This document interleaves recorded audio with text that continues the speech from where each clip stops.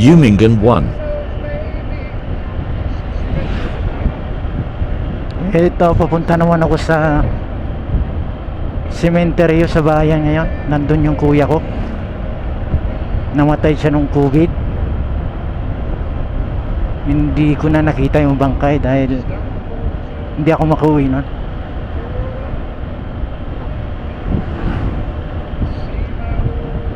Kaya yung puntod na lang niyang binibisita ko.